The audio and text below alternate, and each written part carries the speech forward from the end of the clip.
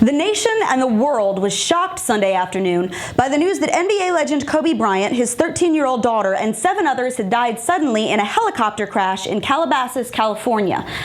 And before details came out describing how their group was on the way to watch a game, before the world had learned that Gianna had had hopes of playing in the WNBA, heck, before first responders had even processed the scene, the scum around the collective social toilet bowl had already begun using this tragedy to call people racists and bash Trump, because somehow our low just keeps finding ways to go lower.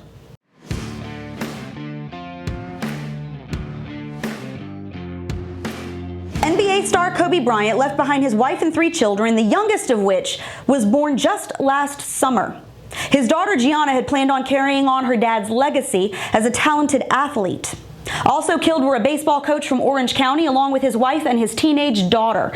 But who cares about all of that when you can use their horrific death to blast Trump and call people racists, yeah? After all, we should never let a good tragedy go to waste. That's what we've been told, right? A Washington Post reporter actually took the time to criticize Trump for initially tweeting that only 4 people had died in the helicopter crash when the LA Times was reporting there were 5. A Vox writer accused Trump of plagiarizing former President Obama's tweet sending condolences over Bryant's death. NAACP leader Bishop Talbert Swan, who fancies himself a pastor and a Christian by some wild stretch, said that Kobe's death was only exacerbated by the fact that Trump is still in office.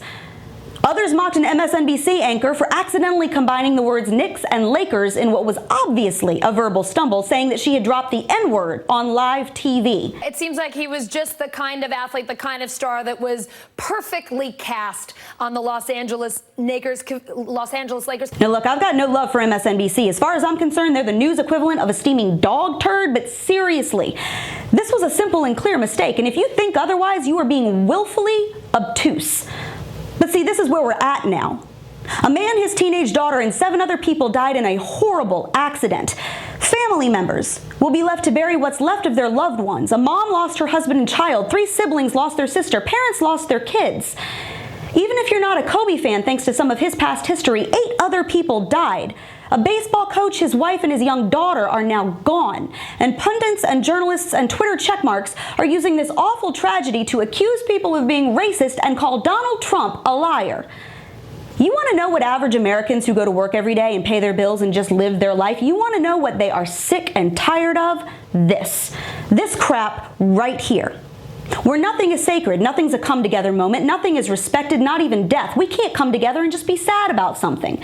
Because anything and everything can now be used as yet another opportunity to sling mud and call things racist and hate on the president.